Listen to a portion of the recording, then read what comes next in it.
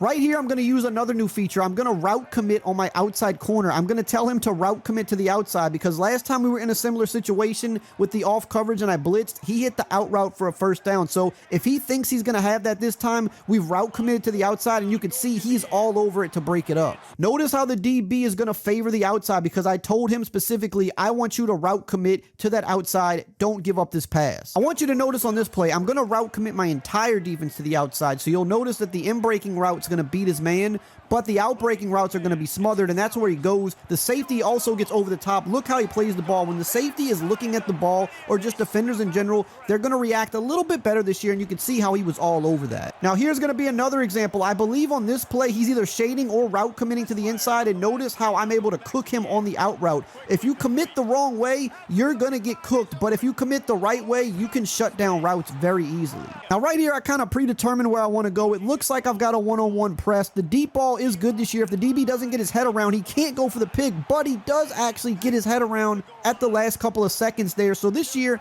if you have the one-on-one, you can take it against DBs. If they're not turning around, they can't pick the ball off this year. As a user, I believe you can still get the picks, but the CPU cannot pick the ball off unless they are actually looking at it, and I tried to take my shot there. But if you notice here on the replay, watch how the DB does get his head turned around at the last second, and he's able to put eyes on the ball. Going to the coaching adjustments here because I know he likes to run the ball, and he popped us on the first play, so I'm going to adjust the safety depth and width. I'm going to bring him in tight. I'm going to pinch him so that we can get some more guys in the box to help defend the run. So you'll see the safeties are closer to the line. They're in tighter, so if he does try to run, we've got extra bodies to help. This can help spring up some of our other defenders to get free because everything's muddied up with all the defenders in the box, and we stuffed the run.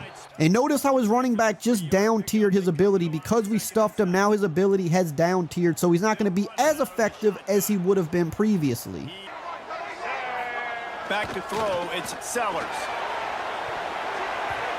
Now, something you're going to notice here is he's going to go for a deep pass, and I'm going to go for a swat. You've seen me do that a few times in this video. The swats give you a little bit more coverage this year, so when you're not in perfect position for a pick, it's better to really go for those swats. They work really good. He cooks me with an out route here.